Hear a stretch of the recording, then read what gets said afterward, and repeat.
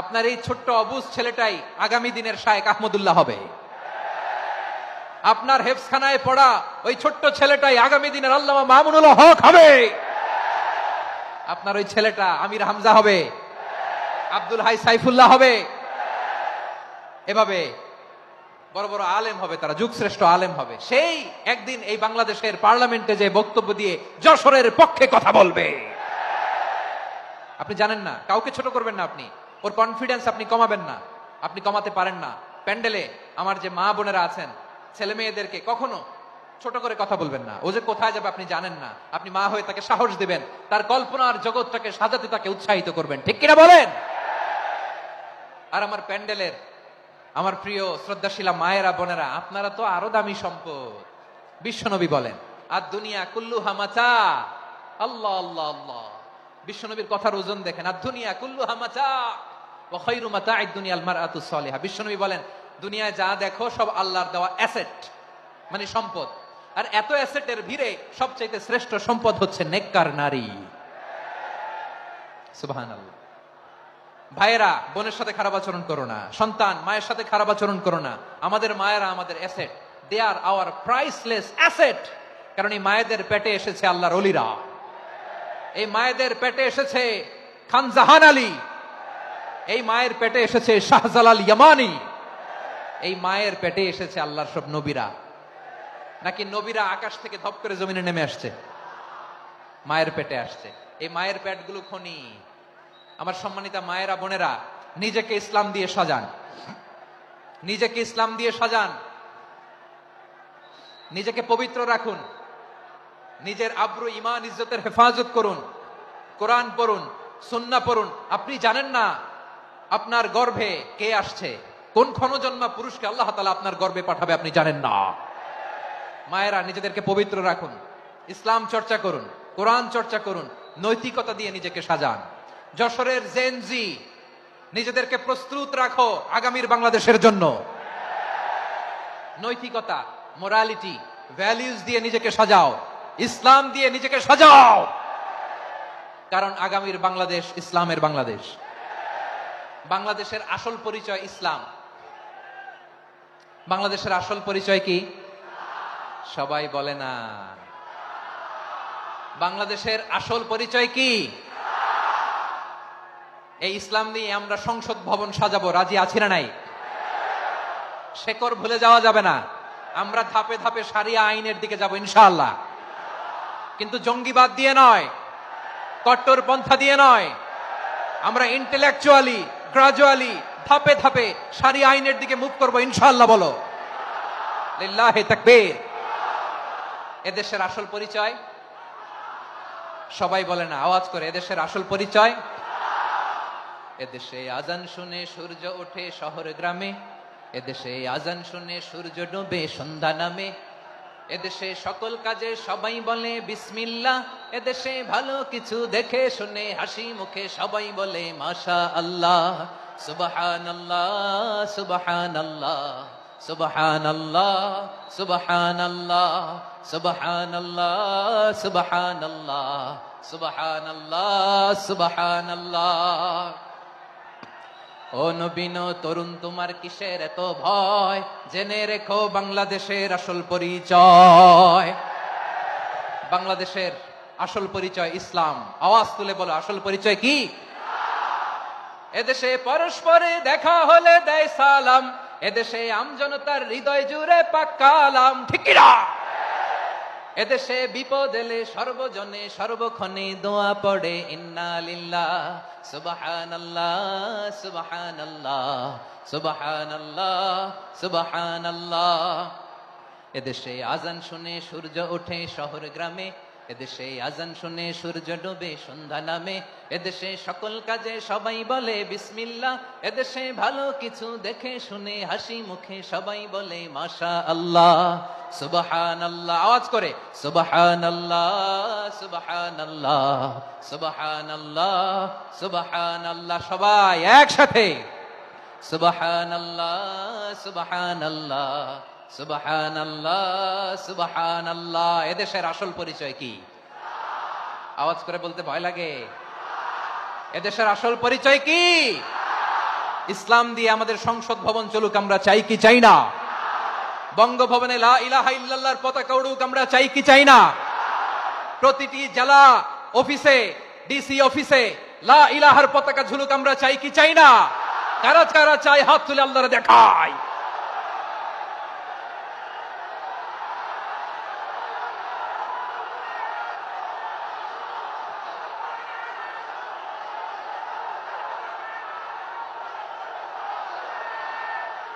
মাশাআল্লাহ, মাশাআল্লাহ, মাশাআল্লাহ, মাশাআল্লাহ। যশোর, আওয়াজ করে বলো, ভালো মানুষ না খারাপ মানুষ? বুঝে বলছে তো? মানুষ ভালো হলে যে কত ভালো। এই মানুষকে যত্ন নিলে, মানুষকে মানুষ বানালে যে সে কি হতে পারে শুনবা? হ্যাঁ, নাকি মোনাজাত দিয়ে দিব? শুনবা? তাহলে থামতে হবে। থামো, আমি যখন বলবো থামো থামো, তাকবীরের সময় দিলে তাকবীর। থামো থামো। মানুষকে যত্ন নিলে, এই এদিকে এদিকে, ড্রোন নামায় ফেলো। হয়েছে, ড্রোনের ফুটেজ হয়ে গেছে, এবার ড্রোন নামায় ফেলো। আমার দিকে তাকাও। মানুষকে, তোমরা এদিক সেদিক তাকালে তো গুরুত্বপূর্ণ পয়েন্ট মিস হয়ে যাবে। এদিকে এদিকে, হ্যাঁ মাস ঠিক আছে। এদিকে মানুষকে যত্ন নিলে মানুষের মধ্যে আল্লাহ কি পটেনশিয়াল রেখেছে। আমি জাপানের দুইটা উদাহরণ দেই। জাপানের, এই এই এভাবে এভাবে হবে, হয় বসো নয় পেছনে, কথা নাই, কথা তো বলাই যাবে না, হারাম কথা বলা। আজকে একেবারে চুপ, আজকের জন্য হারাম করে দিছে আমি, এই কিছু সময়ের জন্য একেবারে নিষিদ্ধ। জাপানের দুইটা উদাহরণ দেই, খেয়াল করে একটু শুনেন, বুঝবেন। আল্লাহ, 2022 সালে জাপানের সাথে জার্মানির খেলা, ফিফা ওয়ার্ল্ড কাপ 2022। এক পক্ষে জাপান, আরেক পক্ষে কোন দেশ? কথা শুনে নাই। এক পক্ষে কোন দেশ? আরেক পক্ষে সবাই। এক পক্ষে, আরেক পক্ষে। ওই খেলায় জিতেছিল জাপান, জিতেছিল 22 সালের এই ফিফা ওয়ার্ল্ড কাপে জাপান ফুটবল খেলায় জিতে, as a part of their celebration তারা খেলার পরে পুরো স্টেডিয়ামটারে ক্লিন করে, the fan base of Japan. লক্ষ লক্ষ মানুষ খেলা দেখতে যায়, তো এত ডাস্টবিনও তো নাই, তো যারা ডাস্টবিনে জায়গা পায় নাই তারা এই যে চকলেটের প্যাকেট, পানির বোতল, চিপসের প্যাকেট তারা এদিকে সেদিকে রেখে দিয়েছে। জাপানের ভক্তরা, জাপানের ফলোয়াররা, as a part of their celebration তারা খেলার পরে পুরো স্টেডিয়ামের সব ময়লা আবর্জনা ক্লিন করে তারপরে বিদায় নিয়েছে। তাদেরকে কি ক্লিন করার দায়িত্ব দেওয়া হয়েছিল? এই যশোর, জাপানের যে ছেলেরা খেলা দেখতে গেছিল ওদেরকে কি ক্লিন করার দায়িত্ব দিছিল? তারা কি স্টেডিয়ামের পরিচ্ছন্নতা কর্মী? তাদের আকল, তাদের সিক্স সেন্স তাদেরকে বলেছে। ছোটবেলা থেকে জাপান গভর্নমেন্ট ওদেরকে এত পরিচ্ছন্নতা শেখায়, ক্লিনলিনেস অ্যাওয়ারনেস ক্যাম্পেইন করায়। ক্লাসে আমি দেখেছি, ক্লাসে নিজের বেঞ্চ নিজে মুছে, ক্লাসের মাঝখানে একটা সময় দেয়, নিজের টেবিল নিজে মুছে, নিজের ক্লাসরুমটা নিজে পরিষ্কার করে। রাস্তাঘাটে একটা ধুলা নাই, ময়লা নাই, একটা টিস্যু নাই। খেলার পরে গোটা বিশ্বকে তাক লাগিয়ে দিয়েছে। জাপানের ফ্যানরা সবার রেখে যাওয়া গার্বেজ, টিস্যু, বোতল পরিষ্কার করে তারপরে স্টেডিয়াম থেকে বিদায় নিয়েছে। আমরা কেন এমন হইতে পারলাম না? আমরা কেন এমন হইতে পারলাম না? জাপানের যারা এগুলো করছে ওদের 3টা করে চোখ না? চোখ তো 3টা জাপানা লাগো, জাপানা লাগো। হাত তো 4টা, কান তো 6টা। হ্যাঁ, নাকি আমার মতো 2 হাত 2 কানালা মানুষ? চোখে দেখলে ওটা মানুষ না। চিন্তা করছেন? তার মানে জাপানিজদেরকে যে গ্রুমিং করে শিখানোর মাধ্যমে পরিচ্ছন্ন বানানো গেছে। ওরা যেমনি মানুষ, আমরাও মানুষ। আমাদের সন্তানদেরকে শেখালে তারাও পারবে, পারবে কিনা? 2 নম্বর উদাহরণ বলি। চট্টগ্রাম ফেনীতে যারা গিয়েছেন, মেঘনা গুমতি ব্রিজ প্রকল্প নাম শুনছেন? মেঘনা একটা ব্রিজ পার হওয়া লাগে। এই মেঘনা গুমতি, এখানে 3টা ব্রিজ, কাঁচপুর সহ এই 3টা ব্রিজের নির্মাণ কাজ, রেনোভেশনের কাজ দেয়া হয়েছিল জাপানের একটা কোম্পানিকে। কাকে? জাপানের কোম্পানি। নির্মাণ শেষে 738 কোটি টাকা বেঁচে গেছিল, এটা গভর্নমেন্টের হাতে দিয়ে তারা বিদায় নিয়েছে। কত টাকা? 738 কোটি টাকা। যত প্রাক্কলিত ব্যয় নির্ধারণ করা হয়েছে সব টাকা সরকার, তৎকালীন সরকার, 2019-এর সরকার, কারা ছিল তো জানেন? এই 2019-এর সরকার তাদেরকে দিয়েছে। তারা রিনোভেশন নির্মাণ শেষে 738 কোটি টাকা অতিরিক্ত বেঁচে গেছিল, এটা আবার গভর্নমেন্টের হাতে বুঝাই দিয়ে তারা বিদায় নিচ্ছে। আমরা কেন এমন হইতে পারলাম না? জাপানের ওরাও মানুষ, আমরাও মানুষ, তার মানে মানুষে মানুষে পার্থক্য আছে না নাই? আচ্ছা, জাপানের দুইটা উদাহরণ দিলাম, এবার আমার দেশের দুইটা উদাহরণ দিব না? বাংলাদেশের দুইটা উদাহরণ দিই। 1 নম্বর উদাহরণ, গত সপ্তাহে আপনারা জানেন কক্সবাজার আমার একটা প্রোগ্রাম ছিল, তো হেলিকপ্টারে গিয়েছিলাম।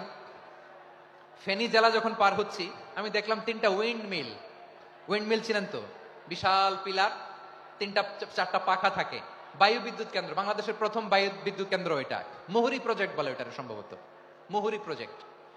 তো সাগরের বাতাসের ঝাপটায় এটা ঘুরে এনার্জি হয়, ইলেকট্রিসিটি উৎপাদন হয়। তো আমি পাইলটকে বললাম, ভাই এগুলো থেকে কেমন ইলেকট্রিসিটি উৎপাদন হয়? কয় হুজুর একটুও হয় না, কিছুই হয় না। কিছুই হয় না মানে? বলে হুজুর বাংলাদেশে যত উইন্ড মিল আছে এটার পাখা একটাও ঘুরে না। আল্লাহ, বলেন কি? তাহলে যে কোটি কোটি টাকা ব্যয় করে যে উইন্ড মিল, কয় হুজুর ভিতরে ফিটফাট, উপরে ফিটফাট, ভিতরে সদরঘাট। তার মানে কোটি কোটি টাকা দিয়ে এই উইন্ড মিল বানায়, এখানে কিছু নাই, দুর্নীতির আড্ডাখানা, আখড়াখানা বাংলাদেশ, ঠিক কিনা বলেন? আয় রে, জাপানিজরাও মানুষ, আমরাও মানুষ। আমার এক নিকটাত্মীয় সরকারি চাকরিজীবী, উনি আমাকে বললেন, বাংলাদেশের আরেকটা উদাহরণ দেখি, উনি আমাকে বললেন যে প্রতি বছর আমাদের অফিসের ফার্নিচার চেঞ্জ করে। আমি বললাম প্রতি বছর ফার্নিচার চেঞ্জ করে কেন? বলে যে ফার্নিচার নতুন পারচেজ করলেই তো এখানে টাকা, নতুন কিনতে পারলেই টাকা, নতুন উন্নয়নের সবক শোনাতে পারলেই টাকা। প্রথম আলোর রিপোর্ট, কি আলো? প্রথম আলোর রিপোর্ট, গত 15 বছরে উন্নয়নের নামে লুটপাট হয়েছে প্রায় 3.25 লাখ কোটি টাকা। কার রিপোর্ট? আমাদের বানানো কথা, প্রথম আলোর রিপোর্ট। গত 15 বছরে কারা ছিল জানেন তো? হ্যাঁ, শুধু ওনাদেরকেই দোষ দিয়ে লাভ নাই।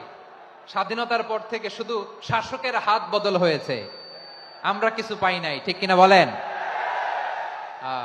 শুধু ওনাদের দোষ দিয়ে কি লাভ? একদল খাইছে, আরেক দল খাওয়ার জন্য রেডি হয়ে আছে। আমরা এরকম চাই না। আমরা চাই স্বাধীন সার্বভৌম বাংলাদেশ, আমরা চাই দুর্নীতিমুক্ত বাংলাদেশ। আমি নিউজটা যে কতবার বললাম, এটা কি সম্ভব? 3.25 লাখ কোটি টাকা লুটপাট, মানে লুটপাট করতে করতে এদেশের জনগণকে ফুটপাতে বসাই দিচ্ছে। প্রিয় ভাইয়েরা, জাপানের মানুষও মানুষ, আমরাও মানুষ। সিদ্ধান্ত আপনার, কোন মানুষ হবেন, ভালো মানুষ না খারাপ মানুষ? আজকের আলোচনার বিষয় হচ্ছে মানব সম্পদের উন্নয়ন, human resource development. It's a process to increase the capacity of knowledge, skill, capacity of the people of a country. একটা দেশের মানুষের জ্ঞান, তাদের দক্ষতা কি করে বাড়ানো যায়, বাড়িয়ে দেশের উন্নয়ন করানো যায়, এটাই হচ্ছে মানব সম্পদ উন্নয়নের মূল কথা।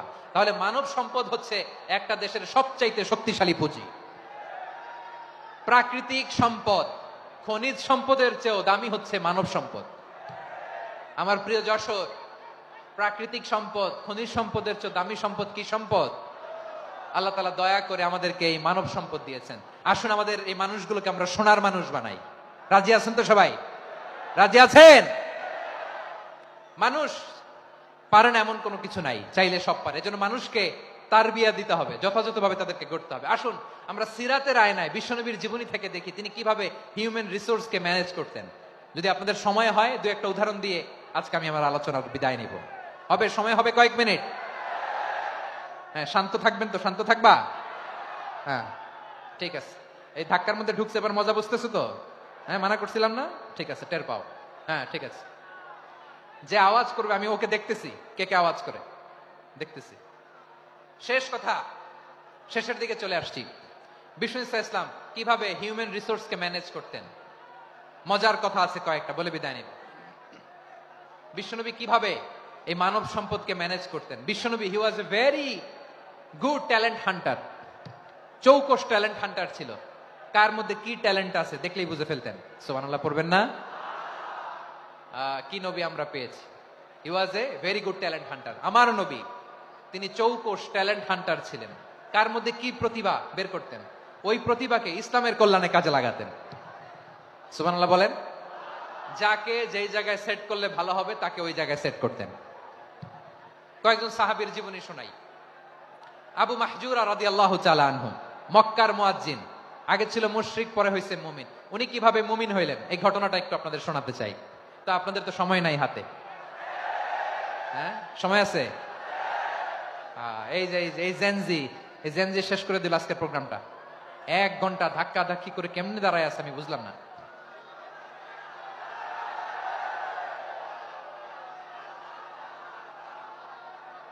না না, তাকবির না, তাকবির না, চুপ করতে হবে। What I need you stop, just shut up, চুপ। হ্যাঁ ঠিক আছে, এভাবে। আবু মাহজুরা রাদিয়াল্লাহু তাআলা আনহু কিভাবে মুসলিম হলেন আওয়াজ করে শুনেন। হুনাইনের যুদ্ধ 8ম হিজরি, বিষ্ণু ইসলাম হুনাইনের যুদ্ধ শেষে ফিরতেছেন, পথিমধ্যে বেলাল রাদিয়াল্লাহু তাআলা আনহু। এই যে আবার কথা, আই রে আল্লাহ রে, এখানে ধাক্কা থাকি কেন? চলে যাও, পেছনে যাও, যাও পেছনে যাও। কি আজীব তামাশা, যেখানে যায় এখানে ধাক্কা ধাক্কি, মারামারি, গায়ের উপরে কাঁধের উপরে শাউটিং। অনেক গুরুত্বপূর্ণ কথা পয়েন্ট করে নিয়ে আসে যে বলবো, এই শাউট করার কারণে প্রোগ্রামটাই নষ্ট করে দেয়। আসছে আমার ভালোবাসা দেখাইতে, প্রোগ্রামটাই শেষ করে দিয়ে চলে যায়। স্টপ, আবার কথা বল, স্টপ। হুনাইনের যুদ্ধে 8ম হিজরি, কত হিজরি সবাই বলেন না একটু, কত হিজরি? 8ম হিজরিতে হুনাইনের যুদ্ধে রাসূল সাল্লাল্লাহু আলাইহি ওয়াসাল্লাম ফিরে আসতেছেন মদিনায়। পথিমধ্যে বেলাল রাদিয়াল্লাহু তাআলা আনহু আযান দিচ্ছেন। কি দিচ্ছেন? তো পাশে ছিল মুশরিকদের একটা পল্লী, কিছু মুশরিক তরুণ, কিছু অমুসলিম কিশোর, তারা আযানকে ব্যঙ্গ করতেছে। আমাদের বাংলায় মুখ ভেঙ্গানো বলে আর কি। বেলাল রাদিয়াল্লাহু তাআলা আনহু আযান দিচ্ছেন, ওই বাচ্চাগুলো মুশরিক, তো ওরা আযানকে ব্যঙ্গ করতেছে, বিকৃতি করে ওরাও আযান দিচ্ছে। উদ্দেশ্য হচ্ছে আযানকে নিয়ে ঠাট্টা করা। উদ্দেশ্য কি? ঠাট্টা করা। ব্যাপারটা মনে কষ্ট পাওয়ার মতো ব্যাপার না? কিন্তু বিশ্বনবী ওইখানে দেখেন কি খুঁজলেন। বিশ্বনবী খেয়াল করলেন অমুসলিম কিশোরদের মধ্য থেকে একটা কিশোরের গলাটা বড় দরাজ গলা, কণ্ঠটা বড় সুন্দর। খেয়াল করে দেখলেন যে কিছু কিশোর বেলালের আযানকে ব্যঙ্গ করে, বিকৃতি করে, কিন্তু একজনের কণ্ঠ দেখতে পাচ্ছেন না এত দূরে, কিন্তু কণ্ঠটা বড় সুন্দর, দরাজ গলা। বিশ্বনবী সাহাবীদেরকে বললেন, ধরো এগুলারে, ধরো। সবগুলারে ধরে বিশ্বনবীর সামনে আনা হলো। ওরা হাঁটু গেড়ে বসলো। বিশ্বনবী বললেন, তোমাদের মধ্যে কে যেন ব্যঙ্গ করে আযান দিচ্ছিল, তার গলাটা বড় উঁচু, গলার বেসটা বড় মজবুত, মেলোডিয়াস, সুমধুর কণ্ঠ। কে? আবু মাহজুরা বলে, আমার বন্ধুরা সবাই আমার দিকে আঙ্গুল দেখায়, আমি পড়ে গেছি বিপদে। রাসূল সাল্লাল্লাহু আলাইহি ওয়াসাল্লাম বাকি অমুসলিম তরুণদেরকে ছেড়ে দিলেন, বললেন তোমরা যাও। এবার আবু মাহজুরারে পাইছে। আবু মাহজুরার চুলের মধ্যে হাত দিলেন বিশ্বনবী, মাথায় হাত দিয়ে বললেন, এবার আযান দাও দেখি। আবু মাহজুরা বলে, আমি তো আযান দিতে জানি না, কারণ আমি তো বেলালেরটা শুইনা দিছি, আমার তো মুখস্থ নাই, আমি তো আযান দিতে জানি না। বিশ্বনবী বললেন, জানো না? তাহলে আসো আমি তোমারে শিখাই দেই। সুবহানাল্লাহ পড়েন। আবু মাহজুরা হাঁটু গেড়ে বসে, বিশ্বনবীর মোবারক হাত আবু মাহজুরার চুলের মধ্যে। বিশ্বনবী আযানের মুআল্লিম আবু মাহজুরাকে বলতেছে, ঠিক আছে তোমারে শিখাই দিচ্ছি, আমি যা যা বলবো আমার সাথে সাথে বলো, পারবা? আবু মাহজুরা বলে, পারবো। বিশ্বনবী আযান দিচ্ছেন, মাথায় হাত দিয়ে আল্লাহু আকবার, আল্লাহু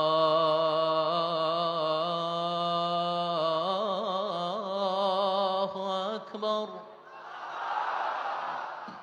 আবু মাহজুরা এই বাক্যটা পড়লেন।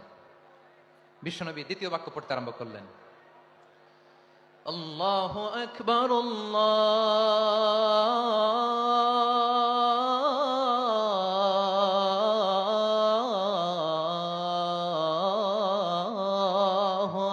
আকবার। আবু মাহজুরা এই বাক্যটা বললেন। বিশ্বনবী আবু মাহজুরার মাথার মধ্যে হাত দিয়ে তৃতীয় বাক্য বললেন, আশহাদু আল্লা ইলাহা ইল্লাল্লাহ।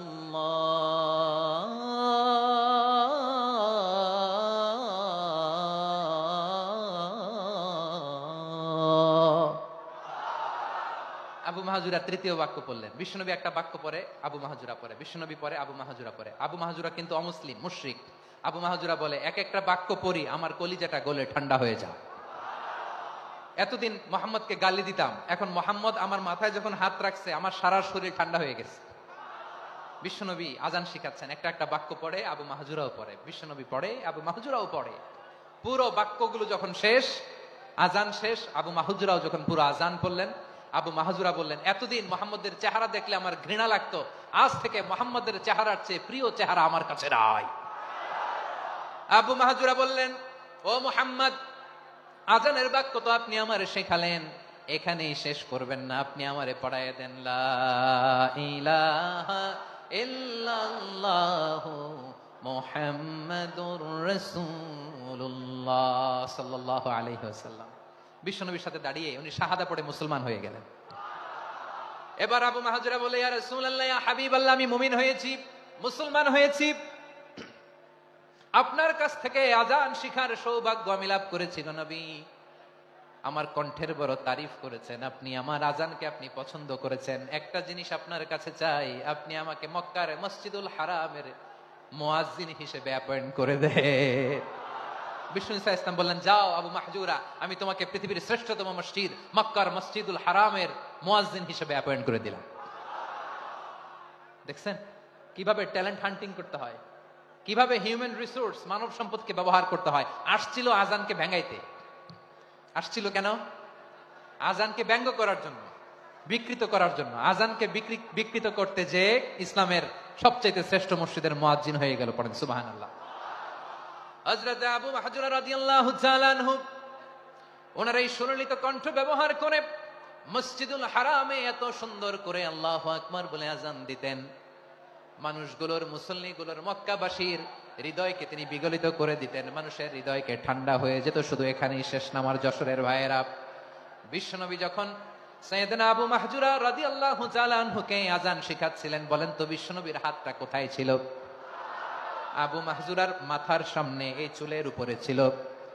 আবু মাহজুরা ওই স্মৃতিটাকে ধারণ করবার জন্য, ওই স্মৃতিকে বহন করার জন্য বিশ্বনবীর মোবারক হাত আবু মাহজুরার কপালের চুলের যেই জায়গায় লেগেছে, মৃত্যুর আগের দিন পর্যন্ত আবু মাহজুরা মাথার ওই চুলে কোনোদিন ছুরি আর কামার লাগায় নাই, সেখানে কেচি লাগায় নাই, চুলের মধ্যে খুর লাগায় নাই।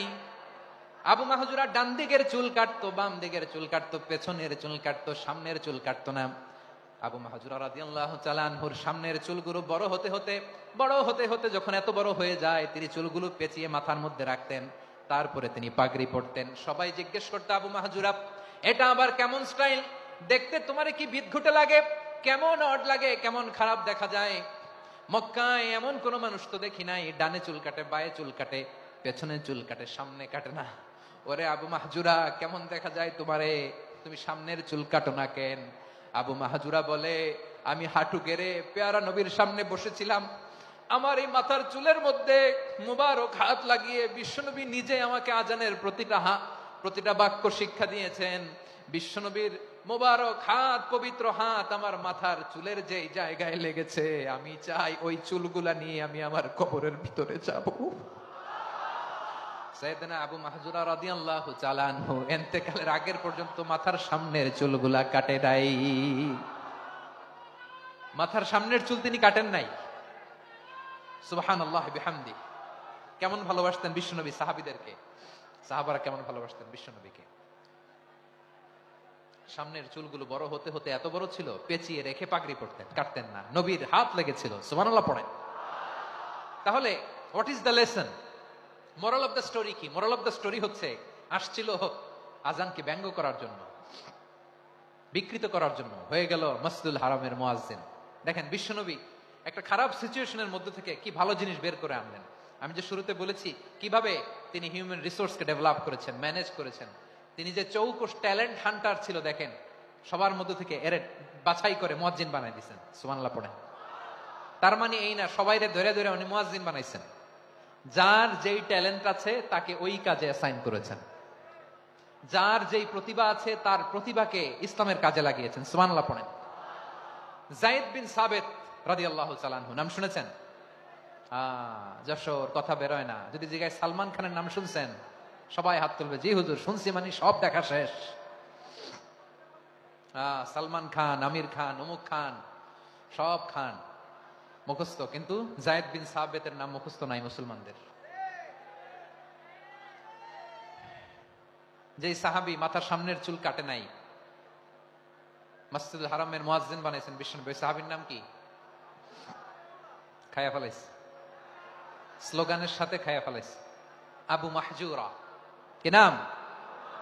আবু মাহজুরা আল জুমাহি রাদিয়াল্লাহু তাআলা আনহু। এই নামটা আজকে নিয়ে যাইতে হবে যশোর। আবু মাহজুরা রাদিয়াল্লাহু তাআলা আনহু। 2 নম্বরে বলছিলাম যায়েদ বিন সাবিত রাদিয়াল্লাহু তাআলা আনহু। বিশ্বনবী দেখলেন মদিনার এই আনসারী সাহাবী হাইলি ট্যালেন্টেড, ইন্টেলেকচুয়াল, মেরিটোরিয়াস, জ্ঞানের প্রতি তার আকর্ষণ, মারাত্মক আকর্ষণ। বিশ্বনবী তাকে দায়িত্ব দিলেন, কোরআন যা নাজিল হয় তুমি লিখো, কাতিবুল ওহী বানায় দিলেন। সুবহানাল্লাহ। যায়েদ বিন সাবিতরে আবার আযান শিখান নাই, কারণ তার মধ্যে বিশ্বনবীর প্রতিভা দেখেছেন, একাডেমিক প্রতিভা। বিশ্বনবীর একাডেমিক প্রজেক্ট গুলো তিনি হ্যান্ডেল করতেন। যায়েদ বিন সাবিত ছিল বিশ্বনবীর ব্যক্তিগত সচিব। কি ছিল? ব্যক্তিগত সচিব। বোঝেন নাই? বিশ্বনবীর ব্যক্তিগত সচিব এবং দোভাষী। ইহুদিরা কিছু লিখে দিলে এটার অর্থ বিশ্বনবীরে বুঝায় দিতেন, আবার ইহুদিদের কাছে কিছু লিখতে হলে তিনি লিখে দিতেন। বিশ্বনবী একদিন বললেন, ইন্নী ওয়াল্লাহি মা আমানু ইয়াহুদা আলা কিতাব। ইহুদিরা যে চিঠি পাঠায় অর্থ তো বুঝি না, আরেক ইহুদি আইনে অর্থ করা লাগে। আবার ইহুদিদের কাছে কিছু লিখে পাঠাইতে চাইলে আমরা তো লিখতে পারি না, ইহুদিরে দিয়ে লেখা লাগে। ওরা যে পয়রা শোনায় লিখে দেয়, আমি ওদের বিশ্বাস করি না, আমার নিজের একজন লোক দরকার। বিশ্বনবী এই যায়েদ বিন সাবিতকে চুজ করলেন ল্যাঙ্গুয়েজের জন্য। উনি বললেন, যায়েদ, তোমার সফট স্কিলকে ডেভেলপ করতে হবে, তুমি হিব্রু ল্যাঙ্গুয়েজ শিখে ফেলো। যায়েদ বিন সাবিত বলল, বিশ্বনবীর মোটিভেশন আর ইন্সপিরেশন পেয়ে আমি 15 দিনে ইহুদিদের এই হিব্রু ল্যাঙ্গুয়েজ শিখে ফেললাম। শুধু শিখে ফেললাম না, হাত্তা হাদিকতু, even I became master in the language. এই ভাষা আমি পারদর্শী হয়ে গেলাম। এরপর ইহুদিরা চিঠি লিখে পাঠালে আর কোন ইহুদি ডাকা লাগতো না, আমি নবীর এটার অর্থ শুনে পরে বুঝাইয়া দিতাম। আবার ইহুদিদের কাছে চিঠি লেখা লাগলে আমি যায়েদ বিন সাবিত চিঠি লিখে দিতাম। সুবহানাল্লাহ। দেখেন, এত সাহাবীর মধ্য থেকে বিশ্বনবীর একাডেমিক প্রজেক্ট, ব্যক্তিগত সচিব, দোভাষী হিসেবে তিনি যায়েদ বিন সাবিতের মতো তরুণকে নির্বাচিত করেছেন। কেমন ট্যালেন্ট হান্টার ছিল আমার নবী। সুবহানাল্লাহ পড়বেন না? বিশ্বনবীর ইন্তেকালের পরে সাইয়েদনা আবু বকর রাদিয়াল্লাহু তাআলা আনহু যখন খলিফা হয়ে আসলেন, কোরআনকে সংকলনের দায়িত্ব দেয়া লাগবে, কোন সাহাবীকে দিবেন? সব সাহাবারা মিলে পরামর্শ করলেন। সাইয়েদনা আবু বকর, ওমর সবাই মিলে এই বিশাল কোরআন সংকলনের গুরু দায়িত্ব বিশ্বনবীর ব্যক্তিগত সচিব, বিশ্বনবীর দোভাষী, বিশ্বনবীর সিলেক্ট করাই লোক যায়েদ ইবনে সাবিত রাদিয়াল্লাহু তাআলা আনহুকে দিয়েছে। কোরআনের কপি তো আজকে এখানে রাখে নাই। এই যে আজকের যে কোরআন পড়েন, এটা আগে এরকম ছিল না। কোরআন নাজিল হলে সাহাবারা চামড়ার, ওটের চামড়ায় লিখে ফেলতো, ওটের চ্যাপ্টা হাড্ডির মধ্যে লিখে ফেলতো, গাছের গুড়ির মধ্যে লিখে ফেলতো, বিভিন্ন জনের কাছে ছড়ানো ছিটানো ছিল। আবু বকর রাদিয়াল্লাহু তাআলা আনহু একসাথে করলেন, পরবর্তীতে উসমান রাদিয়াল্লাহু তাআলা আনহু একসাথে করলেন 114 সূরার। এখন এই মুসহাফ, এই কম্পাইলেশন, এই কপি আমরা পেয়েছি, যার হিউজ কন্ট্রিবিউশন ছিল। এই পুরো কোরআন কম্পাইলেশনের প্রজেক্ট ম্যানেজার ছিল যায়েদ বিন সাবিত রাদিয়াল্লাহু তাআলা আনহু।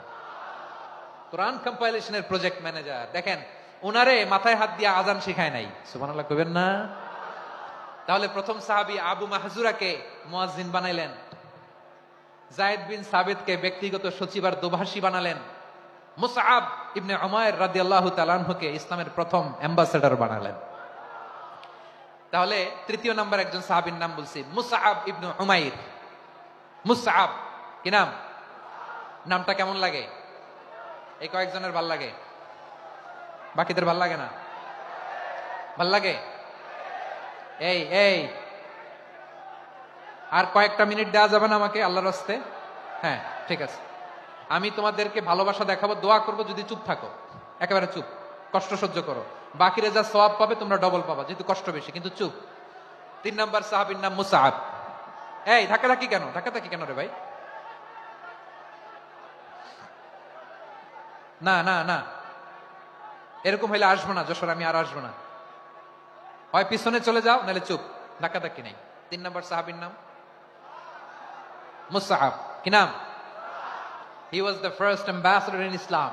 ইসলামের প্রথম ডিপ্লোম্যাট, প্রথম কূটনৈতিক, ইসলামের প্রথম কূটনৈতিক, ইসলামের প্রথম ডিপ্লোম্যাট, প্রথম অ্যাম্বাসেডর মুসআব ইবনে উমাইর। মক্কার তরুণ যুবক, উনি পারফিউম লাগাইলে মানুষ দেখলেই বুঝতো এটা মুসআব লাগাইছে।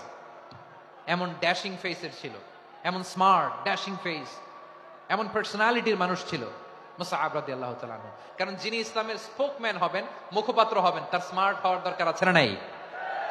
আকাবার প্রথম শপথ যখন হলো, তাদের সাথে বিষ্ণু ঈসা ইসলাম মদিনাতে একজন মুখপাত্র পাঠালেন, ডিপ্লোম্যাটকে পাঠালেন, অ্যাম্বাসেডর অফ ইসলাম। তিনি হচ্ছেন মুসআব ইবনে উমাইর। পড়েন সুবহানাল্লাহ। বিশ্বনবী দেখলেন সে অনেক স্মার্ট, তার ডেডিকেশন আছে, সিনসিয়ারিটি আছে, এবং মদিনায় যে আউস খাজরাজ গোত্রের নেতাদের সাথে ডিল করতে হবে, ইহুদিদের সাথে ডিল করতে হবে, ওখানে একজন পাক্কা জানু খেলোয়াড়ের দরকার আছে না নাই? মুসআব ইবনে উমাইর রাদিয়াল্লাহু তাআলা আনহু, ওনাকে বিষ্ণু ইসা ইসলাম চুজ করলেন। এবং বিষ্ণু ইসা ইসলামের এই চুজিংটা, এই সিলেকশনটা এত সুন্দর ছিল, তিনি মদিনাতে যে বিশ্বনবী আসার আগেই মদিনার জমিনকে তিনি উর্বর করে ফেলছেন। প্রতিটা ঘরে ঘরে কালিমার দাওয়াত তিনি পৌঁছায় দিচ্ছেন। জুমার বিধান নাজিল হয়েছে, কিন্তু মক্কায় পরিবেশ নাই জুমা পালনের। বিষ্ণু ইসা ইসলাম একজনকে দিয়ে খবর পাঠালেন, যাও মদিনায় মুসাবকে যে বলো, মুসাব তো আমার শিক্ষক, আমার স্পোকম্যান, মদিনাতে যেন তারা জুমা কায়েম করে। বিশ্বনবীর আগেই মুসাব মদিনার মুসলিমদেরকে নিয়ে মদিনায় প্রথম জুমা কায়েম করে ফেলছে। কোন সুবহানাল্লাহ। ডিপ্লোম্যাটদের কেমন হইতে হয়, অ্যাম্বাসেডারের কেমন হইতে হয়, মুসআব রাদিয়াল্লাহু তাআলা আনহুর কাছ থেকে শিখে নাও। মুসআব নামটা কেমন লাগে?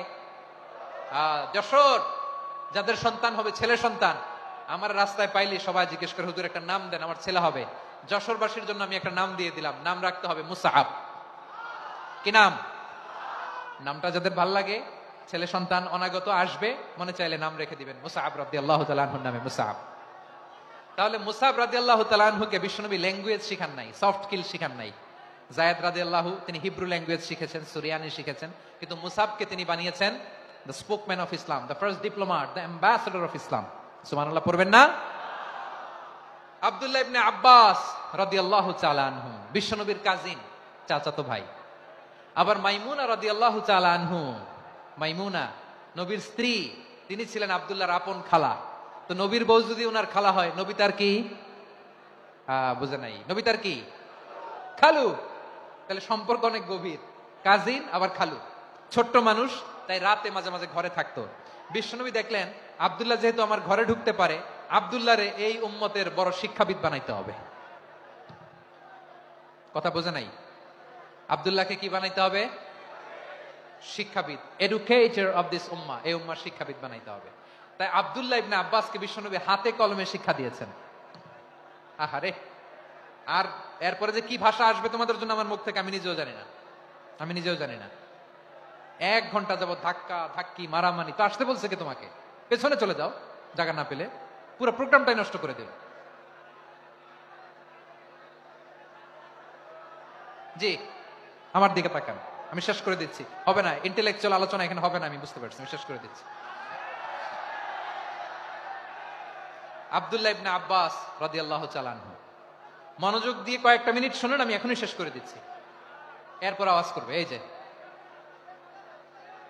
এগুলো কি আমি বুঝলাম না। আমি বললাম না সব করা যাবে, বসে যাও, শুয়ে যাও, চলে যাও, আওয়াজ করা যাবে না। অন্যকে বসো এটা বলার দরকার নেই, জাস্ট এদিকে তাকাও। আল্লাহ। আব্দুল্লাহ ইবনে আব্বাস রাদিয়াল্লাহু তাআলা আনহু, উনাকে বিশ্বনবী হাতে কলমে শিক্ষা দিয়েছেন, যেহেতু উম্মতের শিক্ষাবিদ হবেন, এডুকেটর হবেন। তো বিশ্বনবী রাতে যখন তাহাজ্জুদ পড়তেন, ছোট্ট আব্দুল্লাহ ঘরে থাকতো। বুঝতে পেরেছেন? ছোট্ট মানুষ তো ঘরে থাকতো। তো বিশ্বনবী তাহাজ্জুদের জন্য একবার দাঁড়িয়েছেন, ছোট্ট আব্দুল্লাহ ওযু করে দাঁড়াইছে। আচ্ছা বলেন তো, ইমাম আর মুসল্লি মোট যদি 2 জন হয়, একজন ইমাম একজন মুসল্লি, তো মুসল্লি ইমামের কোন দিকে দাঁড়াবে? ডানে দাঁড়াবে। ছোট্ট আব্দুল্লাহ বুঝে নাই, বিশ্বনবী তাহাজ্জুদ শুরু করেছেন, উনি ইক্তেদা করছেন আর দাঁড়াইছেন বায়ে। কোথায় দাঁড়িয়েছেন? আব্দুল্লাহ বলেন, যখন আমি বায়ে দাঁড়ালাম, আখাযা রাসূলুল্লাহ সাল্লাল্লাহু আলাইহি ওয়াসাল্লাম উযুনি আল ইউমনা ইয়াফতিলুহা, বিশ্বনবী নামাজরত অবস্থায় আমার কান ধরে টেনে আমার ডান দিকে এনে দাঁড় করায় দিলেন। পড়েন সুবহানাল্লাহ। দেখেন, হাতে কলমে শিক্ষা। আর জীবনে ভুলাবে? কথা কয় না, আর ভুলাবে? আর ভুল হবে না। এভাবে বিশ্বনবীর অনেক সঙ্গ পেয়েছেন, সফর করেছেন, একই বাহনে বসেছেন, এক বাহনে বসে লম্বা নসিহত করেছেন, বলেছেন, ইয়া গোলাম ইহফাজিল্লাহ ইয়াহফাজকা, ইহফাজিল্লাহ তাজিদহু তুজাহাক, ইযা সাআলতা ফাসআলিল্লাহ ওয়া ইযা ইসতাআনতা ফাসতাইন বিল্লাহ। আল্লাহর বিধান মানো, আল্লাহর বিধান রক্ষা করো, আল্লাহ তোমায় রক্ষা করবে। আব্দুল্লাহ, চাইতে হলে আল্লাহর কাছে চাও, সাহায্য চাইতে হলে আল্লাহর কাছে সাহায্য চাও। মনে রাখো, গোটা বিশ্বের সবাই যদি তোমার সাহায্য করতে চায়, ততটুকুই করতে পারবে যতটুকু আল্লাহ তোমার নসিবে রেখেছে। গোটা বিশ্ব যদি তোমার বিরুদ্ধে ষড়যন্ত্রে দাঁড়িয়ে যায়, ক্ষতি ততটুকু করতে পারবে যতটুকু তোমার জন্য বরাদ্দ আছে, এর বাইরে কিছু করতে পারবে না। আওয়াজ করে বলেন ঠিক কিনা? এভাবে হাতে কলমে শিখিয়েছেন। বিশ্বনবীর সঙ্গ পেয়েছেন, উনাকে বিষ্ণু ইসা ইসলাম শিক্ষাবিদ, এডুকেটর অফ দিস উম্মা হিসেবে সিলেক্ট করেছেন, হাতে কলমে শিখিয়েছেন। বিশ্বনবী একবার প্রকৃতির ডাকে সাড়া দিয়ে এসেছেন। এখন কি করতে হবে? নামাজের জন্য অজু করতে হবে। বিশ্বনবী এসেই দেখেন অজুর বদনায় পানি ভরা, খুশি হয়ে গেলেন, বললেন কে রেখেছে পানি? একজন বলল আব্দুল্লাহ রেখেছে। বিশ্বনবী অত্যন্ত খুশি হলেন, খুশি হয়ে একটা দোয়া করলেন, বললেন আল্লাহুম্মা ফাক্কিহু ফিদ্দীন ওয়া আল্লিমহু তা'ওয়িল। আল্লাহ তুমি আব্দুল্লাহকে দ্বীনের বুঝ দিও আর কোরআনের তাফসীর শিক্ষা দিও। বিশ্বনবীর এই দোয়া এমন লাগছে উনি রাইসুল মুফাসসিরিন, এই পৃথিবীতে যত মুফাসসির ছিল, যত মুফাসসির আসবে, সকল মুফাসসিরের সম্রাট হিসেবে স্বীকৃত হয়েছেন আব্দুল্লাহ ইবনে আব্বাস। বিশ্বনবী ওনারে আজান শিখান নাই, বিশ্বনবী ওনারে ল্যাঙ্গুয়েজ শিখান নাই, বিশ্বনবী ওনারে অ্যাম্বাসেডর বানান নাই, হাতে কলমে শিক্ষা দিয়েছেন। ছোট্ট মানুষ বিশ্বনবী ইন্তেকাল করলেন, আবু বকরের সময় গেল, ওমরে ফারুকের খেলাফত, তখনও তিনি তরুণ। ওমরে ফারুক রাদিয়াল্লাহু তাআলা আনহু ওনার ক্যাবিনেট মিনিস্ট্রির বৈঠকে এই আব্দুল্লাহ ইবনে আব্বাসকে পাশ দিয়ে বসায় রাখতেন। বয়স্ক সাহাবারা এটা পছন্দ করতো না, তারা বলতো ঘটনা কি, আব্দুল্লাহর মতো ছেলে নাতি আমাদের আছে, এরা কেন রাখে ওমরে ফারুক? ওমরে ফারুক এটা টের পেলেন, তিনি বুঝতে পারলেন যে ক্যাবিনেট মেম্বাররা এটা পছন্দ করে না, ছোট্ট আব্দুল্লাহরা কেন রাখি, কেন যে রাখি এটা একদিন বুঝাবো। একদিন মিটিং এ তিনি সবাইকে বললেন ইদা জাআ নাসরুল্লাহি ওয়াল ফাতহ। এই আয়াত দ্বারা উদ্দেশ্য কি বলেন তো মুরব্বী সাহাবীরা? এক সাহাবী বলেন এই সূরা দ্বারা উদ্দেশ্য আল্লাহ বলেছেন আমাদেরকে বিভিন্ন ল্যান্ড, বিভিন্ন এলাকা বিজয় করতে হবে। ওমরে ফারুক বললেন না, হয়নি। আরেকজন বললেন বিজয় হওয়ার পর আমাদের বেশি বেশি আল্লাহর বরত্বের ঘোষণা দিতে হবে, এটা উদ্দেশ্য। ওমরে ফারুক বললেন না, হয় নাই। যারা জিজ্ঞেস করেন কেউ পারে না। সব শেষে বিশ্বনবী ছোট্ট আব্দুল্লাহরে বলেন আব্দুল্লাহ ইদা জাআ নাসরুল্লাহি ওয়াল ফাতহ এর দ্বারা উদ্দেশ্য কি বলো তো? ছোট্ট আব্দুল্লাহ বলেন হুয়া আজালু রাসূলিল্লাহ। এই আয়াত দ্বারা বিশ্বনবীর বিদায়কে উদ্দেশ্য নেওয়া হয়েছে। ওমরে ফারুক বললেন হাযা হুয়া, এটাই তো সঠিক উত্তর, এটাই সঠিক তাফসীর এই আয়াতের। কারণ ইদা জাআ নাসরুল্লাহি ওয়াল ফাতহ, যখন আল্লাহর সাহায্য আর বিজয় আসবে, ওয়া রাআইতান নাসা ইয়াদখুলুনা ফি দীনিল্লাহি আফওয়াজা, আপনি দেখবেন দলে দলে ঢলে ঢলে বানের পানির মতো মানুষ ইসলামের দিকে ঢুকতেছে, ইসলামের বিজয় হয়েছে। তো ইসলামের বিজয়ের মিশন নিয়ে নবী আসছে, বিজয়ী যখন হয়ে গেছে এখন তো নবীর বিদায় হবে। জোরে বলেন ঠিক কিনা? কোন সাহাবী এই সূক্ষ্ম কথাটা ধরতে পারে নাই, ওই আব্দুল্লাহ ছাড়া। আব্দুল্লাহ যখন উত্তর দিছে সব সাহাবীদের টনক নড়েছে। এরপর থেকে কোন ক্যাবিনেট মিটিং এ আর কোন সাহাবারা কোনো প্রশ্ন করে নাই, আওয়াজ করে পড়েন সুবহানাল্লাহ।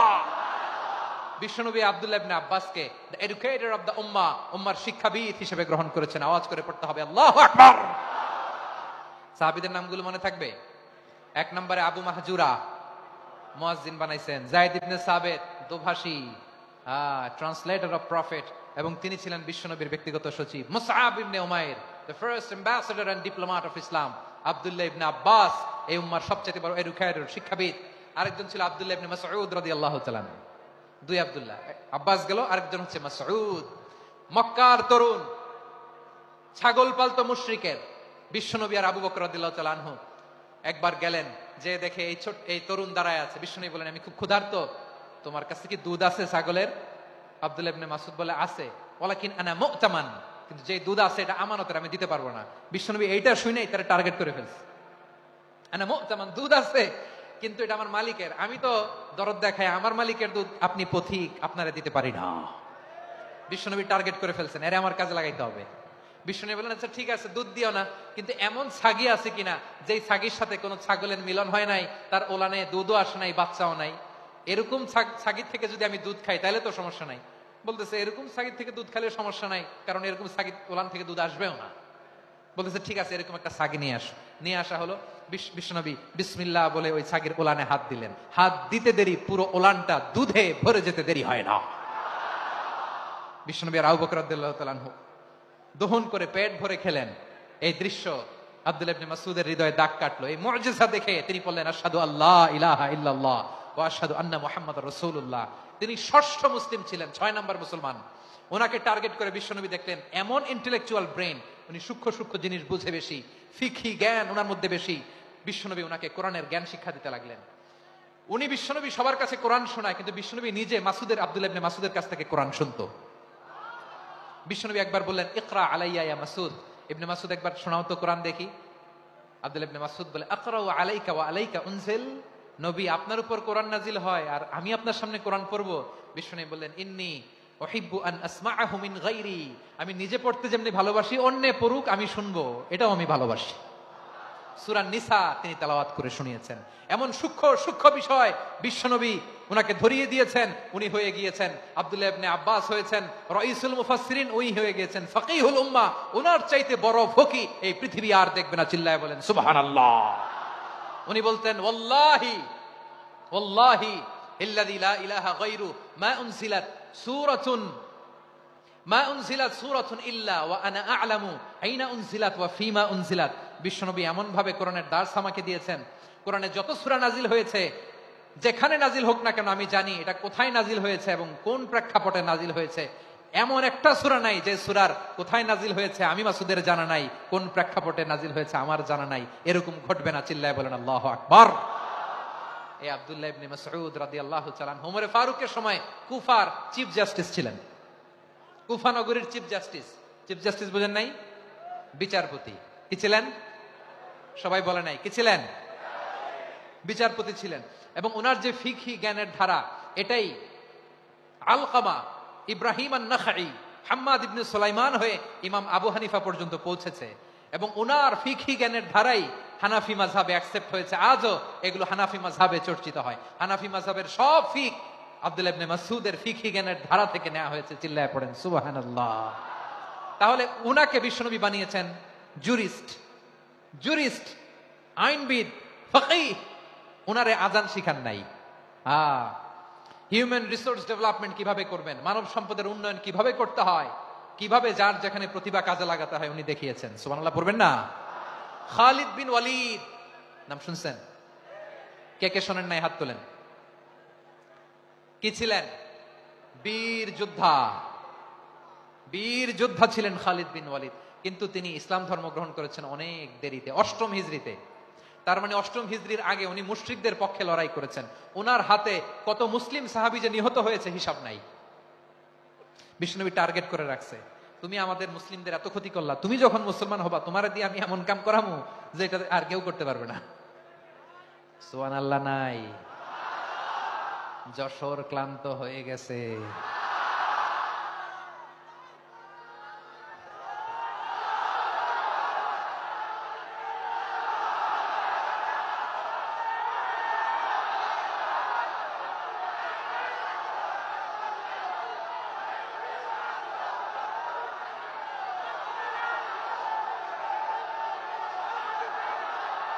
মাশাআল্লাহ, বসুন বসুন বসুন। খালিদ বিন ওয়ালিদ রাদিয়াল্লাহু তাআলা আনহু 8ম হিজরিতে মুসলিম হয়েছেন, মক্কা বিজয়ের আগে। তো মক্কা বিজয়ের আগে যখন মুসলিম হয়েছেন, এর আগে কি করছেন? কাফিরদের সাথে যুদ্ধ করেছেন। উনি উহুদের যুদ্ধে মুসলমানদের যে পরাজয় ভাব, কঠিন পরিস্থিতির মুখোমুখি উনার কারণে পিছন থেকে এমন আতর্কিত আক্রমণ করেছেন, মুসলমানদেরকে কচুকাটা করেছেন। 8ম হিজরিতে আল্লাহ তাআলা হেদায়েতের নূর দিয়ে ওনার হৃদয়টাকে উজালা করে দিলেন। লা ইলাহা এটা এমন বাণী যার হৃদয়ে একবার টাচ খাবে, এইটা থেকে সে আর পালিয়ে বেড়াতে পারে। ঝিনুকের ভেতর লুকিয়ে থাকে যেমন মতি, ঝিনুকের ভেতর লুকিয়ে থাকে যেমন মতি, কলমা শাহাদাতে আছে আল্লাহর জ্যোতি, কলমা শাহাদাতে আছে আল্লাহর জ্যোতি। ঠিক কিনা বলেন? মক্কা বিজয়ের আগে মুসলিম হলেন, হওয়ার পরেই বিশ্বনবীর টার্গেট ফুলফিল হলো। ওই যে টার্গেট করে রেখেছেন আর দোয়া করেছেন, খালিদ বিন ওয়ালিদ যদি মুসলিম হয় তাকে আমি মিলিটারি চিফ বানাবো। ওনাকে আজান শিখান নাই, ওনারে কান ধইরা নামাজের এই মাথা থেকে ওই মাথা আনান নাই, ফিকহি কোরআনের সূক্ষ্ম তাফসীর ওনারে শিখান নাই, অ্যাম্বাসেডর বানান নাই। বিষ্ণু ইসলাম উনাকে সামরিক অভিযানে প্রেরণ করেছেন। সামরিক অভিযানে তিনি প্রেরণ করেছেন। উনার জীবদ্দশায় উনার নেতৃত্বে যতগুলো যুদ্ধ হয়েছে একটা যুদ্ধেও তিনি পরাজয় বরণ করেন নাই। ওমর ফারুকের সময়কালে তিনি চিফ অফ মুসলিম মিলিটারি মানে মুসলিম সেনাপতি হয়েছেন। যশোর আওয়াজ করো, ঠিক কিনা বলো? সেনাপতি, মুসলিম সেনাপতি। তাহলে কিভাবে হিউম্যান রিসোর্স ব্যবহার করতে হয় গোটা বিশ্ব আমার নবীর কাছ থেকে শিখে নাও। খালিদ বিন ওয়ালিদ, ওনাকে বিশ্বনবী একটা উপাধি দিয়েছেন। উপাধিটা হচ্ছে সাইফুল্লাহিল মাসলুল, আল্লাহর নাঙ্গা তরবারি, আল্লাহর খোলা তরবারি, দ্য ওপেন সোর্ড অফ আল্লাহ। খালিদ বিন ওয়ালিদ মুসলিম সেনাপতি। হাসান বিন সাবেত নাম শুনছেন? দেখি উনি কি ছিল বলেন? রাসূলের সভা কবি, কালচারাল হিজিমনিকে ডিফিট করার জন্য উনি ভালো অস্ত্র চালানো জানতেন না, ওই কাজে উনি যেতেন না। ওনার ছিল কাব্য প্রতিভা। কাব্য প্রতিভা। কাফিররা কবিতা দিয়ে নবীকে গালি দিত। বিশ্বনবী বলতেন, ইয়া হাসান আজিব আন রাসূলিল্লাহ, তুমি নবীর হয়ে কাফেরদের এই কথাগুলোর জবাব দাও। বিশ্বনবীর একটা মিম্বার ছিল। বিশ্বনবীর মিম্বারের পাশাপাশি মসজিদে নববীতে এই হাসান বিন সাবিতের জন্য বিশ্বনবী একটা স্পেশাল মিম্বার বানিয়ে দিয়েছেন। এখান থেকে তুমি জবাব দাও। এবং বিশ্বনবী বলেছেন, আল্লাহুম্মা আইয়িদহু বিরূহিল কুদুস, আল্লাহ হাসান আমার পক্ষে জবাব দেয়, তুমি জিব্রাইল মারফত তাকে সাহায্য পাঠাইয়া দিও। রাসূল সাল্লাল্লাহু আলাইহি ওয়াসাল্লামের সভা কবি, the poet of the prophet, নবীর কবি। উনি কবিতা দিয়ে এমন উচ্চাঙ্গের ভাষায় কবিতা দিয়ে তিনি জবাব দিতেন, কাফিরদের গা শিহরে যেত, তাদের হৃদয়ে আগুন ধরে যেত। তাহলে এরকম কবিরও দরকার আছে না নাই? এখন যাকে আল্লাহ দিছে কাব্য প্রতিভা, এরা যদি আপনি যুদ্ধের ময়দানে পাঠান হবে? যারে দিছে সুরেলা গলা, এরা যদি অ্যাম্বাসেডর বানান হবে না। হাসান বিন সাবিত ছিলেন বিষ্ণু ইসলামের কবি। হুযায়ফা ইবনুল ইয়ামান বিশ্বনবীর গোয়েন্দা বিভাগের প্রধান। কিসের প্রধান? হুযায়ফা ইবনুল ইয়ামান। ওনার ছিল ডিটেকটিভ মাইন্ড। ডিটেকটিভ মাইন্ড, গোয়েন্দা বিভাগের প্রধান। এবং উনি হচ্ছেন সাহিবু সিররি রাসূলিল্লাহ, রাসূল সাল্লাল্লাহু আলাইহি ওয়াসাল্লামের গোপন তথ্যের ধারক বাহক। নবীর যেই কথা কেউ জানে না, সব হুযায়ফার পেটের ভিতরে ছিল। সুবহানাল্লাহ পড়েন। মদিনার যত ইহুদিদের একটা লিস্ট ছিল, এই লিস্ট শুধু দুইজন জানতো, বিশ্বনবী আর হুযায়ফা। সুবহানাল্লাহ পড়বেন না? তাহলে উনাকে কোন দায়িত্ব দিছে? কোন বিভাগ? যশোর, আওয়াজ করো, কোন বিভাগ? গোয়েন্দা বিভাগের হেড ছিল। খন্দকের যুদ্ধে প্রচন্ড আজকের মতো শৈত্য প্রবাহ, মাটি খনন করতে করতে সাহাবীদের পেটে ক্ষুধা নাই, দাঁড়াইতে পারে না নামাজের জন্য, এত ক্লান্ত, ক্ষুধা, ক্লান্ত, শ্রান্ত। বিশ্বনবী বললেন, কে আছো এই কঠিন শীত, এই ভয় আর ক্ষুধার মধ্যেও খন্দকের পরীক্ষার টপকে শত্রু শিবিরে যে আমাকে তথ্য দিবা, কে আছো? কারো গায়ে শক্তিই নাই যে দাঁড়াবে, কেউ দাঁড়ায় না। বিশ্বনবী তখন নিজে হুযায়ফাকে ডাক দিলেন, হুযায়ফা, যে আমাকে আজকে শত্রু শিবিরের তথ্য এনে দিবে, সে জান্নাতে আমার মোরাফাকা, আমার সঙ্গী হবে। হুযায়ফা রাদিয়াল্লাহু ইবনুল ইয়ামান জীবনের ঝুঁকি নিয়ে এই ক্ষুধা, শৈত্য প্রবাহ, কোল্ড ওয়েভস কে উপেক্ষা করে পরীক্ষা টপকে শত্রু শিবিরে যে সবার কথাগুলো চুপে চুপে শুনে বিশ্বনবীর দরবারে এসে গোয়েন্দাদের মতো তথ্য সরবরাহ করেছে। বিশ্বনবীর গোয়েন্দা বিভাগের প্রধান হুযায়ফা ইবনুল ইয়ামান ইন্টেলিজেন্স বিভাগ চালাতেন। মুনাফিকদের নাম ওনার কাছে ছিল। মুআয ইবনে জাবাল মদিনা রাষ্ট্রের সবচেয়ে সিনিয়র আমলা ছিলেন।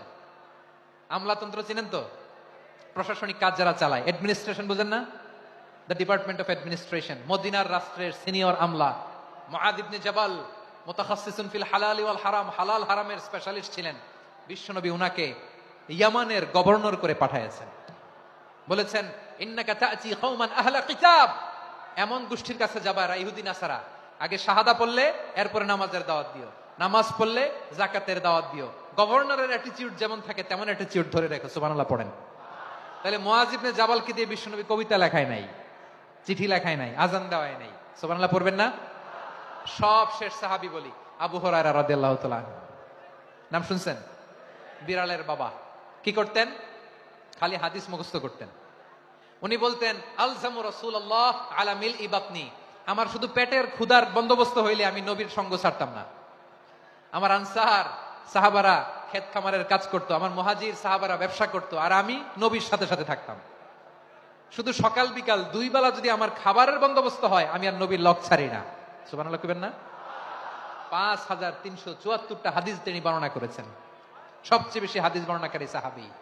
হাদিস প্রিজার্ভেশনের কাজে বিশ্বনবী ওনাকে কাজে লাগিয়েছেন। উনি একদিন বলেন, ইয়া রাসূলুল্লাহ আসমাউ মিনকা কাসীরান ফালা আহফাজু, নবী অনেক কথা শুনি আমার মনে থাকে না। বিশ্বনবী বললেন, তাই? তুবসুত রিদাক, তোমার চাদরটা বিছাও। আবু হুরায়রা বিছালেন, বিশ্বনবী হাত বুলায় দিলেন, এরপরে অনেক হাদিস বর্ণনা করলেন। আবু হুরায়রা বলে, তারপর থেকে বিশ্বনবী যাই বর্ণনা করে আমি শুনি আর একটাও ভুলি না। এখন সুবহানাল্লাহ। বিশ্বনবী ওনাকে হাদিস প্রিজার্ভেশন, নবীর এই যে লক্ষ্য হাদিস প্রিজার্ভেশনের এই দায়িত্ব দিয়েছেন সাইয়েদনা আবু হুরায়রা রাদিয়াল্লাহু তাআলা আনহুকে। প্রিয় ভাইরা, তাহলে 10 জন সাহাবীর কথা যে বললাম, আপনারা কি খেয়াল করেছেন কত বড় ট্যালেন্ট হান্টার, চৌকস ট্যালেন্ট হান্টার ছিল আমার নবী। এক একজনের এক এক ট্যালেন্ট এক এক কাজে অ্যাসাইন করেছেন, এক একজনকে এক এক দায়িত্ব দিয়েছেন, এক একজনের প্রতিভাকে এক এক ভাবে বিকশিত হওয়ার সুযোগ দিয়েছেন। আওয়াজ করে বলেন ঠিক কিনা? এখন আমার পর্দার আড়ালে আমার মায়েরা বলবে, এতগুলো পুরুষ সাহাবীর কথা বললো, নারী সাহাবীরা কি কিছু করে নাই? হ্যাঁ, একজন নারী সাহাবীর কথা বলে মোনাজাত হবে, দোয়া ছাড়া কেউ যাব না। রুফাইদা আল আসলামিয়া রাদিয়াল্লাহু তাআলা আনহা, ওনার বাবার নাম সাআদ আল আসলামি। বিশ্বনবী কি খেয়াল করলেন দেখেন, সাআদ ছিল মদিনার বড় ডাক্তার। এই নারী সাহাবী রুফাইদা বাবার কাছ থেকে চিকিৎসা বিদ্যা শিখেছেন। যখন শিখছে, বিশ্বনবী দেখলেন আমার তো প্রতি সপ্তাহে সপ্তাহে যুদ্ধে আহত সাহাবীদের সেবা দিবে কে? বিশ্বনবী রুফাইদাকে বললেন, রুফাইদা তুমি মসজিদে নববীর পাশে একটা মেডিকেল ক্যাম্প করো। এই যে সাকিনা আদ্দিন মেডিকেলের আমার ছাত্রী বন্ধুরা, শুনে রাখো, তোমাদের আইকন হচ্ছে এই রুফাইদা আল আসলামিয়া। বিশ্বনবীর ডিরেকশন অনুযায়ী তিনি মসজিদে নববীর পাশে একটা মেডিকেল ক্যাম্প করলেন এবং আহত সাহাবাদের চিকিৎসা উনি ওনার টিম নিয়ে দিতেন। বিশ্বনবীর পরামর্শে উনি আনসারি এবং মুহাজির মহিলা সাহাবীদেরকে নিয়ে একটা স্পেশাল মেডিকেল টিম গঠন করলেন। খায়বার যুদ্ধে ৭ম হিজরিতে যখন বিশ্বনবী যায়, উনি ওনার টিম নিয়ে আসলেন, বললেন, ইয়া রাসূলুল্লাহ, আমরা তো তলোয়ার চালাতে পারি না, আমরা তো তীর মারতে পারি না, আপনি যদি অনুমতি দেন খায়বার অভিযানে আমি আমার টিম নিয়ে মেডিকেল টিমের সেবাটা সার্ভিসটা দিতে চাই। পড়েন সুবহানাল্লাহ। বিশ্বনবী অনুমতি দিলেন, যোদ্ধা সাহাবীদের সাথে রুফাইদা আল আসলামিয়া উনিও মেডিকেল টিম নিয়ে অগ্রসর হলেন। খায়বারের প্রতিটা আহত ইনজুর্ড সাহাবী, যারা ইনজুরি শিকার হয়েছেন, সবাই রুফাইদা আল আসলামিয়ার এই মেডিকেল ক্যাম্প থেকে চিকিৎসা সহায়তা পেয়েছেন। সুবহানাল্লাহ পড়েন।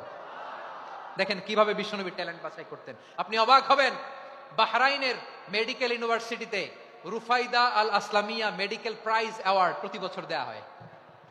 যদি আদ্দিনের এই মেডিকেল আমার বোনেরা যদি জেনে থাকো জানো, না হলে নতুন করে জানো, সার্চ দিও, রুফাইদা আল আসলামিয়া মেডিকেল অ্যাওয়ার্ড বাহরাইনের ইউনিভার্সিটিতে দেওয়া হয়। প্রিয় ভাইয়েরা, তাহলে আলোচনার সামারি আমরা করি। বিশ্বনবী যার যেখানে ট্যালেন্ট তাকে ওইখানে কাজে লাগাতেন। আওয়াজ করে বলেন ঠিক কিনা? এবার একটা ইন্টারভিউ হবে, আওয়াজ করে বলেন, আবু মাহজুরাকে বিশ্বনবী কি বানাইছেন? হ্যাঁ, ভুলে গেছেন? সামনের চুলে হাত দিয়ে বিশ্বনবী কি সুন্দর গলায় আজান শিখালেন। মুয়াজ্জিন। যায়েদ বিন সাবিতকে একাডেমিক প্রজেক্টের দায়িত্ব দিয়েছেন, তিনি ছিলেন বিশ্বনবীর দোভাষী ব্যক্তিগত সচিব। Musab ibn Umair, the first ambassador of Islam. Abdullah ibn Abbas, উম্মার বড় শিক্ষাবিদ মুফাসসির। আব্দুল্লাহ ইবনে মাসউদ ছিলেন জুরিস্ট। কি ছিলেন? জুরিস্ট ছিলেন, এই উম্মার সবচেয়ে বড় জুরিস্ট। খালিদ বিন ওয়ালিদ, সেনাপ্রধান। হাসান বিন সাবিত ছিলেন বিশ্বনবীর সভাকবি। কি ছিলেন?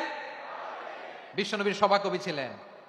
এরপরে হুযায়ফা ইবনুল ইয়ামান কি ছিলেন? গোয়েন্দা বিভাগের প্রধান। মুআয ইবনে জাবাল কি ছিলেন?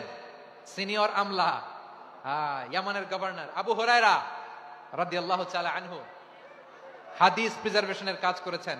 আর আমাদের রুফাইদা আল আসলামিয়া রাদিয়াল্লাহু তাআলা আনহা কি ছিলেন? নার্স ছিলেন, নার্স হয়ে মেডিকেল সেবা দিয়েছেন। প্রিয় ভাইয়েরা, পুরো আলোচনার যদি সামারি করি, তাহলে বিশ্বনবী যেভাবে হিউম্যান রিসোর্সকে ম্যানেজ করেছেন, যার যেখানে প্রতিভা কাজে লাগিয়েছেন, আমরাও যদি করি, আমাদের বাংলাদেশের চিত্র আমরা পাল্টে দিতে পারবো। আমরা শুরুতে শুনেছি মানুষের আছে অসীম সম্ভাবনা, প্রতিটা মানুষ অনন্য, যত্ন নিলে, যথাযথ পরিচর্যা করলে মানুষ বিশ্ব জয় করতে পারে। ঠিক কিনা? আমাদের হাফেজে কোরআনের সামনে দাঁড়াতে পারে এমন কোন হাফেজে কোরআন আল্লাহর জমিনে জন্ম হয় নাই। গোটা বিশ্ব কাঁপিয়ে তারা সেরা। আমাদের ক্রিকেটাররা সেরা, আমাদের তৈরি পোশাক শিল্প সেরা। এরকম অনেক অনেক সেরা জিনিস আছে, আমরা এগুলোরে নার্চারিং করতে পারি নাই, পরিচর্যা করতে পারি নাই, সঠিক তারবিয়াতের অভাব। তাহলে মানুষের অসীম সম্ভাবনাকে কাজে লাগাতে হবে। ঠিক কিনা বলেন? ইউনুস গভর্নমেন্টকে আমি বলবো, অল্প সময়ের জন্য আপনারা এসেছেন, সংস্কারও করতে হবে, আবার নির্বাচনও করতে হবে। সব সংস্কার হতে করতে পারবেন না, যতটুকু পারবেন এর মধ্যে আমাদের যে হিউজ ম্যান পাওয়ার, আমাদের যে মানব সম্পদ, হিউম্যান রিসোর্স, এটাকে ডেভেলপ করে আপনাদের যেতে হবে। যেটা পারবেন না সেটাকে পরবর্তী নির্বাচিত গভর্নমেন্টের কাছে রেখে যেতে হবে, যে তারা যেন করে, তাদের কাছে আপনারা এটা রেখে যাবেন। তাহলে মানুষ চাইলে বিশ্ব জয় করতে পারে। আর মানুষকে হারাতে পারে কেউ? জোরে বলো যশোর, মানুষকে হারাতে পারে কেউ? আল্লাহ আমাদেরকে জনসংখ্যা দিয়েছেন প্রিয় ভাইয়েরা। এই জনসংখ্যা অনেক বড় সম্পদ, এটা আমাদের জন্য অভিশাপ নয়, আশীর্বাদ। আমাদের জনসংখ্যাকে যদি আমরা জনশক্তিতে রূপান্তর করতে পারি, আজকে বাংলাদেশ যে অবস্থানে দাঁড়িয়ে আছে, বাংলাদেশ তার 20 গুণ উন্নতির শিখরে চলে যাবে। চিল্লায় বলো ঠিক কিনা? আমাদের শ্রমিক ভাইয়েরা বাইরে কাজ করে, আমাদের শ্রমজীবী ভাইয়েরা, প্রবাসীরা, তাদের ব্যাপারে গুরুত্ব দিতে হবে। আমাদের শ্রমের দাম সবচেয়ে কম, সবচেয়ে কম। তারা এম্বাসিতে গুরুত্ব পায় না, এয়ারপোর্টে গুরুত্ব পায় না। এই সরকার অবশ্য তাদেরকে অনেক গুরুত্ব দিচ্ছে। আমাদের অদক্ষ শ্রমিককে যখন আমরা দুবাই পাঠাই, অল্প বেতন পায়, কিন্তু ইন্ডিয়ানরা দক্ষ শ্রমিক পাঠাইলে তার 3 গুণ বেতন পায়। আমরা আমাদের শ্রমিকদেরকে অদক্ষ ভাবে আর পাঠাতে চাই না, দক্ষ শ্রমিক পাঠিয়ে আমরা রেমিটেন্সের বন্যা বইয়ে দেব।